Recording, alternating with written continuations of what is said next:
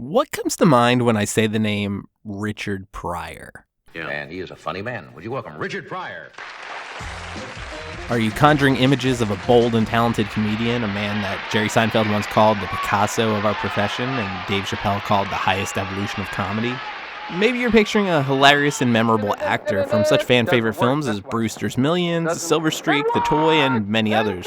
Or maybe you're thinking of the guy who doused himself in rum and set himself on fire before running through LA during an unfortunate bout of drug-fueled psychosis. However you remember Richard Pryor, despite his many career accomplishments and personal quirks, one thing most people never think of is his film Some Kind of Hero. Released by Paramount Pictures April 2nd, 1982, Some Kind of Hero was considered a modest box office success when it was released, earning $23 million on an $8 million budget. But despite a warm box office reception, it is somehow all but forgotten today, despite the long-lasting legacy of Richard Pryor and his films. A film about a prisoner of war returning home to an ungrateful and uncaring country played for laughs does seem like an odd combination, but that's also not unproven ground based on the success of popular comedic shows like Hogan's Heroes and films like Stripes, which was released a year earlier. Hollywood had shown military humor could work. And the trailer for this film really sets the stage for yet another classic Richard Pryor comedy film.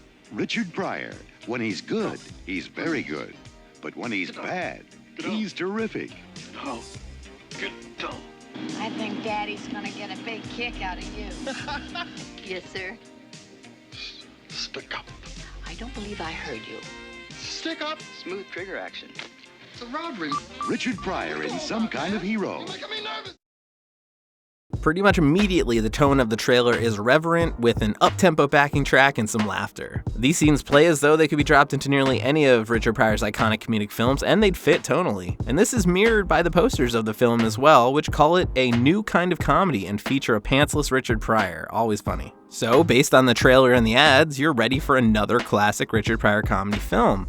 So why then isn't this film remembered alongside of his other hits? And why, when this film does get viewed today, does it so often get rated poorly with just a 40% fresh rating on Rotten Tomatoes, especially compared to some of his other films which have much higher ratings? So that said, today I want to take a deeper dive into this film to try to understand how a comedy film featuring one of the most popular comedians of all time could end up all but forgotten, and how it ended up with a New York Times review describing it as unexpectedly somber. Oh boy, here goes nothing. So the film opens with a group of American soldiers walking through the farce of Vietnam as the title card of the film is unceremoniously displayed.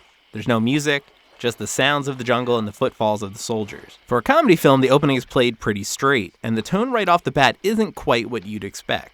Here we first get introduced to Richard Pryor's character, Soldier Eddie Keller, who initially appears to be uneasy and is startled by a bird noise he hears in the jungle. Almost immediately, the soldiers come under attack and Pryor begins to panic as he and his fellow soldiers run around almost aimlessly avoiding the enemy fire. Pryor attempts to call for backup and gets no response, and we get a few funny lines here with Pryor basically cursing the person on the other end of the line, and then his fellow soldier needing to use the restroom, to which Pryor tells him to just drop it in his pants because it doesn't matter where the shit falls now. For some reason, the soldier runs off to take a dump and is immediately blown up for his troubles.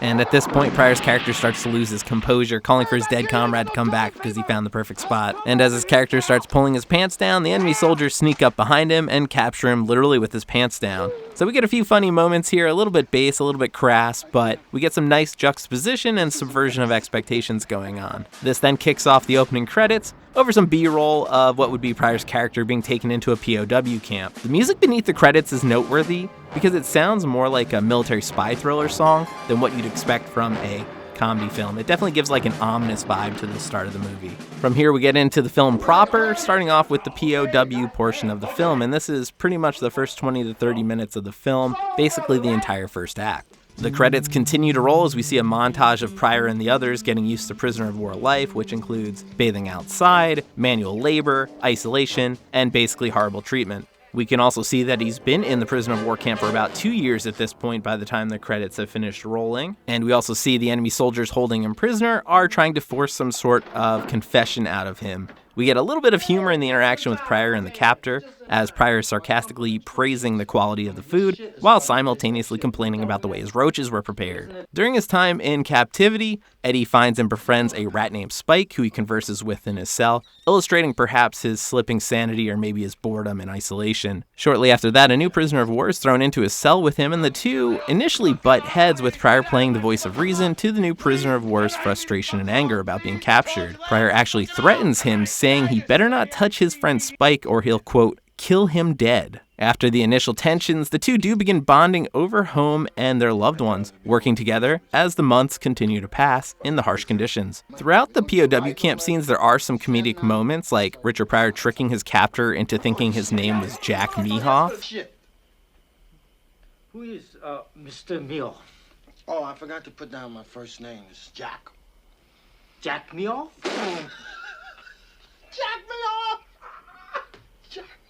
Again, a little bit of crass humor, but it's less played for actual comedy and more demonstrative of their mental states in captivity. At this point, the film throws in some additional conflict as the new prisoner of war character, Vinny, gets thrown into cramped solitary confinement to suffer for months. Vinny is brought back to his original cell, shaking and weak, as an announcement over the loudspeaker declares that a peace agreement has been reached. Eddie is worried that Vinny will die and calls for aid, trying to get some of the guards to come help. In order to get them to help, he actually agrees to sign the confession declaring that the U.S. military actions were a criminal act, calling it an illegal and unjust war. Whoa, some seriously heavy stuff, and I'm certainly no Vietnam War expert, but I'd imagine that this would have all been extremely heavy stuff for a movie fresh off of that war. So if you're like me right now, you're starting to wonder when the comedy is really going to show up in this comedy film, because we're nearly 30 minutes into a Richard Pryor comedy film, and having spent the majority of the first act in a prisoner of war camp watching prisoners get abused and tortured, has tonally set this film down a dark path. While there were clearly some opportunities for some dark humor, most of the scenes were played totally straight and portrayed some of the horrors of war. So after signing the coerced confession, Eddie is at Vinny's bedside as he struggles to survive. They talk about home and girls and their family and how they're going to be welcomed back with a big parade.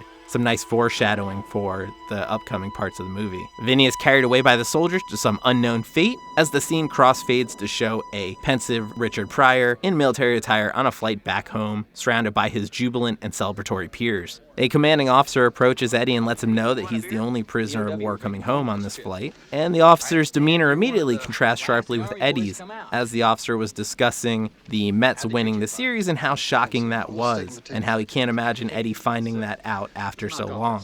Hey, the Mets. You remember the Mets losing this goddamn team in baseball? Oh, yes. Well, they won the goddamn World Series here a few years back. That's great. I kid you not. The goddamn World Series. What a world, huh? I mean, Jesus. Eddie, however, is unfazed, hardened by his experiences. That is until he realizes that he has a 6-year-old daughter he's never met. This scene actually gets my first audible laugh as Eddie's excitement over the news, his abrupt change in demeanor, and someone offering him a beer he had previously rejected really adds some levity and positivity to a film that to this point had been very dark. We start to see that maybe things are starting to turn around for Eddie Keller. When he arrives home, Eddie is first met by a procession of reporters and well-wishers as they crowd and surround Eddie. Eddie attempts to head inside to visit with his wife and daughter, who he hasn't seen in years, and he is asked to wait and answer some questions first. The reporter starts by asking him how he feels, to which he replies with the honest and thoughtful answer of strange, like I'm on the moon. This answer gets a chuckle from the assembled reporters. The same reporter then presses Eddie, asking him how it really feels being home. Here we're being given the impression that the assembled are looking for a specific answer from Eddie. Eddie struggles to answer, saying that the experience helped him be a better person, husband and father, before becoming visibly emotional, and adding that he doesn't hate anybody and is just glad to be home and could figuratively kiss the ground. We get a really interesting reaction from the assembled when they coerce Eddie into actually kissing the ground by yelling at him and cheering and chanting him to do so. This, I think, is such an interesting scene because we're seeing this man who has been subjected to a total loss of autonomy for years being goaded into literally kissing the ground for a camera shot. Something we can see that Eddie is initially uncomfortable doing before giving in and doing so. I think this stands out so much for me because we're seeing this man who was completely broken down and all he wants to do is get back to his family, but he's made to literally kiss the ground before he can do so. In so many words, hasn't he given enough? Hasn't he been through enough? Just let the man see his family. Finally inside, Eddie sees his wife for the first time in years, tearfully embracing as Eddie breaks down, telling her repeatedly he loves her so much. A really heartfelt reconnection between the two. You really feel like Eddie hasn't seen his wife in years. The two are only given a few minutes together before Eddie is told he needs to meet with another commanding officer, once again being pulled away from his family against his will. Eddie steps out and gets his test results and is told that he has the night to himself and won't have to return until tomorrow. There's a really sharp contrast happening here where Eddie, finally free from captivity, is still not fully autonomous and is having to follow lots of orders back home. With the night to himself, he checks into a hotel with his wife, and his wife begins acting erratically, wanting lots of alcohol, wavering between being passionate and forward, and totally standoffish, attempting to distract him at one point by turning on the TV. And at this point he realizes she's drunk, and he asks her why she needs to be drunk to be with him. This is where she confesses that she's actually in love with someone else, to which Eddie becomes nauseous and needs to run out of the room. She also confesses that she didn't look to have an affair and that it happened on Christmas, which is actually drawing comparisons to Eddie in captivity when he was marking on the wall each Christmas that passed. Eddie bursts out in anger at this point, punching the door beside her head and screaming, "Bitch," in her face. A frightening outburst, really highlighting the range of Pryor in this role. His outburst genuinely startled me. It was shocking. It was Christmas? It was 2 years ago, Eddie. Bitch! Unfortunately for Eddie Keller, things get worse as his wife also confesses that she and her new fling have bankrupted the family bookstore, losing all of Eddie's money. Eddie begins a descent into some kind of madness at this point, laughing and crying as his wife asks him if he wants a divorce. At this point, Eddie is literally unable to control his emotions. Moments later, after Eddie's had a chance to calm down, his wife drops another bombshell that his mother was currently recovering from a serious stroke. More awful news for someone who has been hit with all of the worst news imaginable in a short period of time. Just to recap, he was a prisoner of war who lost his friend. He came home to find his wife cheated on him, lost all of his money, and his mother had a stroke. Again, just a reminder, this is a comedy film. Eddie then visits again with a commanding officer who asks Eddie if he had any major problems he needs help with, to which Eddie breaks down, once again crying and laughing uncontrollably, to which the commanding officer then begins laughing uncontrollably and inappropriately along with him. It's a really odd scene, but highlights how the people around Eddie aren't taking his struggles seriously, laughing in his face at his massive pain and trauma. Next, Eddie visits his mother, finding that he needs a large sum of money to pay for her bills in order for her to stay at the assisted living facility. Reconnecting with his mother, who is no longer able to communicate with him in any meaningful way, Eddie puts on a brave face for her before saying he needs to step away to take a call, unable to bring himself to cry in front of his mother. A tragic and heartbreaking scene, which again highlights Pryor's acting chops. No, you wait here. I'm not gonna go away. I'm gonna come back. I just gotta make this call right now, okay? And I'll be right back.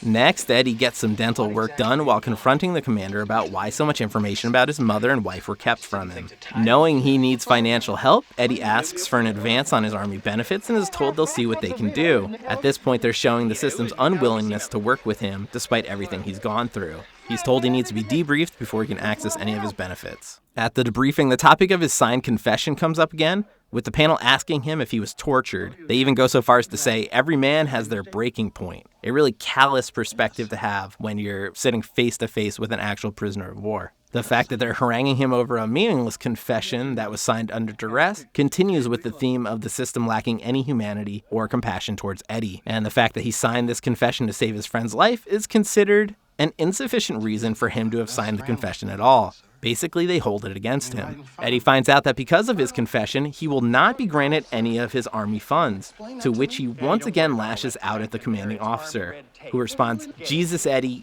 be reasonable," without any self-awareness to what Eddie has been living through. In this case, because of the signed confession, the U.S. government effectively considers Eddie to be a traitor. Really dark stuff. Look, I spent 5 years in that hellhole. I paid my dues. I want what's mine. What do you expect me to do? The right thing! Next, facing his financial hardships, Eddie pursues a loan at a bank, and we get a little bit of visual comedy with the sign right next to the bank teller saying "We never say no," contrasted with the unceremonious, immediate no from the employee. No. No. Yes.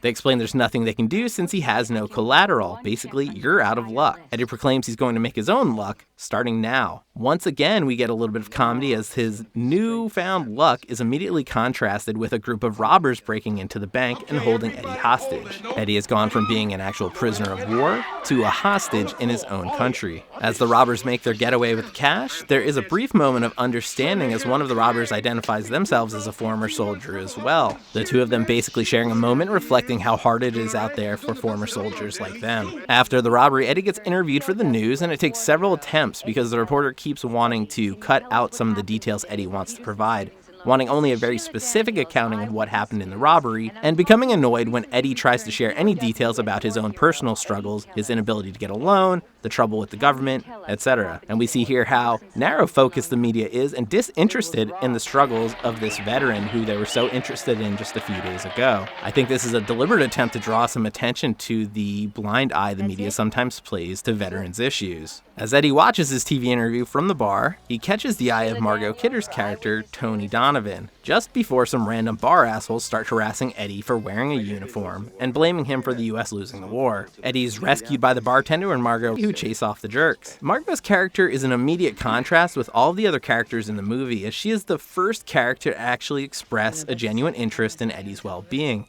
letting him know that he could relax and even take off his tie. She even notes she saw him on TV kissing the ground, to which he is embarrassed. Asking him how he likes being a hero, he responds by indicating how dumb the question is, to which she knowingly realizes he's right. She goes on to say he doesn't look like a prisoner of war because he doesn't look beat up enough, to which he looks at her with an expression of deep sorrow, perfectly conveying that his damage isn't readily visible, to which she immediately recognizes the stupidity of her comment. At this point, there's this unspoken understanding developing between the two characters, where she's learning a lot more about him without him really having to say anything.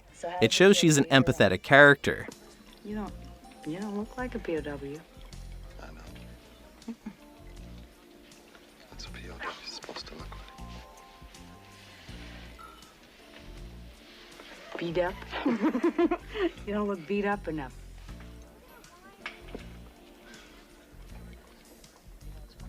More stupidity?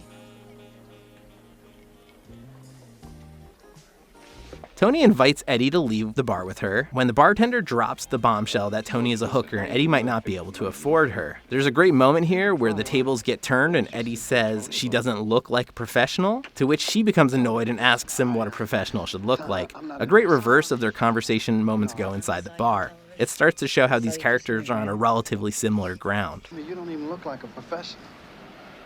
Oh, I don't? Well, what's a professional supposed to look like? It's stupidity on my part, right? Yeah, a little. I'm sorry.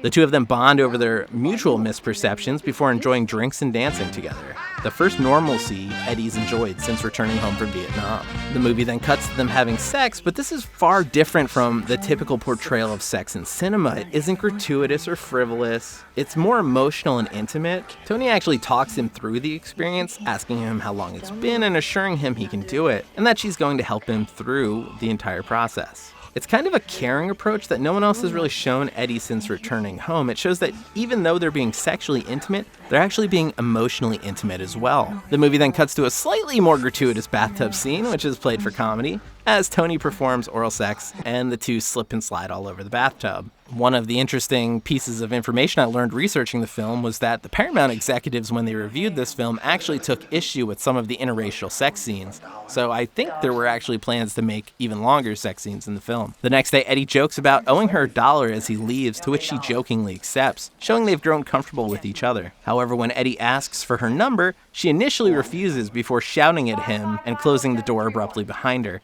She kind of exposes her own vulnerabilities with intimacy on this one. Returning to the base, Eddie gets a letter with a picture of his daughter, which leads him to go to his wife's apartment, where through the door he hears them as a happy family with his daughter calling another man father. He leaves without ever knocking, leaving a potential relationship with his daughter behind. Reconnecting with Tony, we see the two of them laughing and joking together as they drink alcohol and wear bathrobes together, really hitting it off. She expresses concern about his financial situation, and she expresses concern about him being able to support his mother, to which she then offers him a $4,000 loan, which he declines. In frustration, Tony laments falling for another pain-in-the-ass loser, to which Eddie takes offense as he doesn't want to feel like a charity case. At this point, we're seeing the lingering issues with Eddie's vulnerability. He feels as though he cannot depend on anyone else after all of his experiences. Eddie lashes out, calling her a hooker and saying he was going to leave. He had learned his lesson from the army and he would look after himself, needing to go get the money to pay her for her time. Would you stop feeling sorry for yourself? I'm not the government and I'm not the army, all right?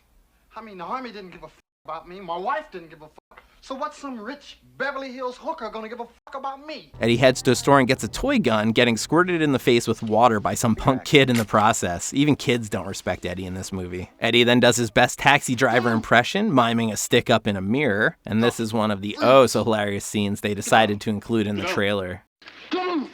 Richard Pryor. When he's good, he's very good. But when he's bad, he's terrific.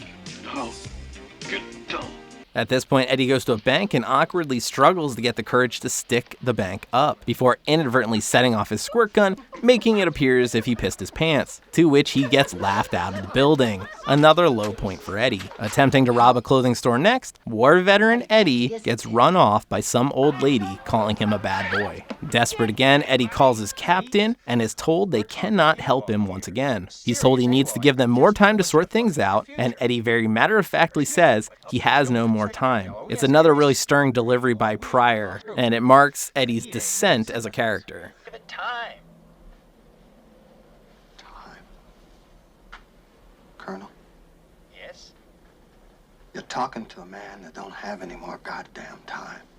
Eddie sets his sight on his next target, two men transporting a large withdrawal from the bank he was going to rob next. Following them, he misses a briefcase handoff and ends up snatching the wrong briefcase while one of the men is taking a noisy dump. His partner walks in and Pryor has them both stripped down at gunpoint, and this is actually one of the funnier scenes in the film with gags about duck underwear and green poo fog. Not the most original stuff, but definitely some humor in this actual comedy film. So, a finally triumphant Pryor runs happily down the street, celebrating his success, declaring himself a big winner as he carries the sack of cash to Tony's house. While there, he discovers he didn't actually steal money, but instead he stole bank bonds. Tony becomes angry, saying he's going to end up in jail or dead, expressing some genuine concern for him and his safety. In anger, Eddie lashes out, saying she's the one with the problem, whoring for a living. Tony walks out on Eddie, leaving him alone again. Using Tony's name, Eddie bribes the bartender from earlier to get a contact in Nevada for unloading the treasury bonds. The bartender warns them that these are dangerous people and wishes him luck. Meeting in an empty garage, he agrees to sell the bonds for 50 cents on the dollar, which would net him about $100,000,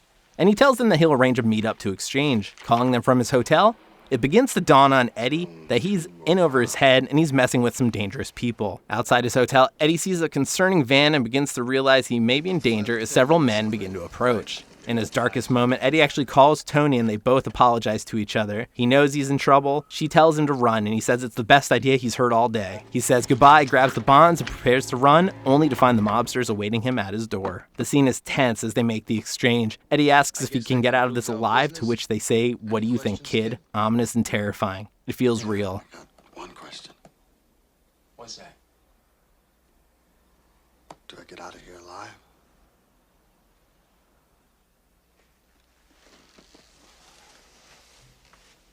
What do you think, kid? Curse your sudden but inevitable betrayal. The men attack Eddie. He fights back and manages to subdue both men, even after one of them pulls a switchblade. Eddie phones the police and gets them to the scene, saying he shot someone in a different room. Grabbing his military gear, the money, and heading out, Eddie uses the police to provide him cover so he can sneak away from the scene without the other mobsters capturing him. As Eddie is leaving, Tony arrives, picking him up as they embrace in a passionate kiss before driving away together. Eddie finally gets a win after being backed into a corner and having to literally fight for his life. Over some quintessentially 70s music, we see that Eddie has returned the stolen bonds, thanking the bank for the quote-unquote loan, a cute way to keep Eddie from looking like too much of a bad guy, while also making the bank look like an even bigger joke. He also returns his uniform to the army, severing his ties to them, and lastly sends enough money to take care of his mother's medical needs. As the credits roll, Pryor struts down the street to the song about taking care of business. The downtrodden veteran and former prisoner of war, forsaken by his family, country, and community, falls in love with a prostitute and through crime and violence manages to recapture some happiness and comfort. It's a really dark message that once again just contrasts sharply against this being called a comedy, and that is some kind of hero.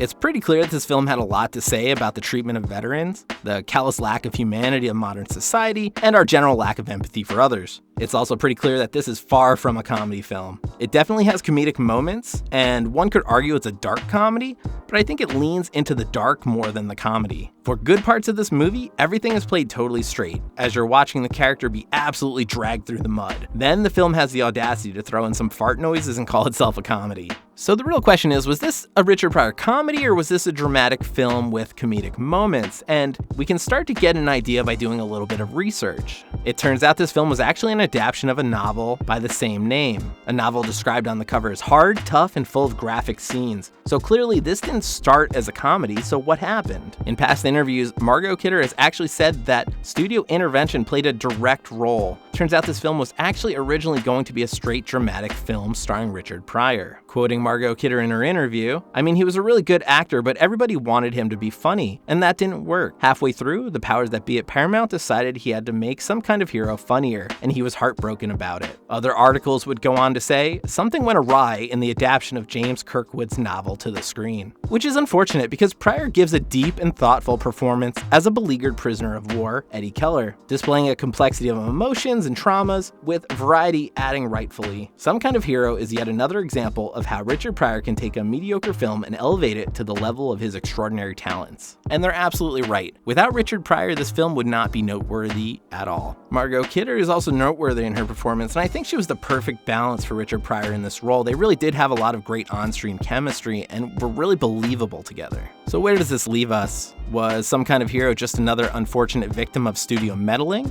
undermining what would have been a provocative, dramatic film, exposing a cultural apathy towards veterans and prisoners of war? In doing so, did the studio sabotage what could have been a breakout dramatic role for Richard Pryor? 50 years later, it's impossible to say for sure, but it's clear to me that this film had a compelling narrative with real-world implications, engaging performances, and there's truly something memorable about Richard Pryor's dramatic scenes in this film. The comedy, on the other hand, well, it's about as funny as being caught with your pants down. Thank you so much for watching. Please hit that like button and let me know that you enjoyed the video. Leave a comment down below letting me know if you've seen Some Kind of Hero or what your thoughts are on the movie. And be sure to hit that subscribe button and help me reach my goal of 100 subscribers. This is actually my first time doing a film retrospective video, so let me know how you thought it went, and let me know if you have any other films you'd like me to talk about. But that's all for now. Be sure to check out Some Kind of Hero and also check out my other videos. Thanks, and have a good one.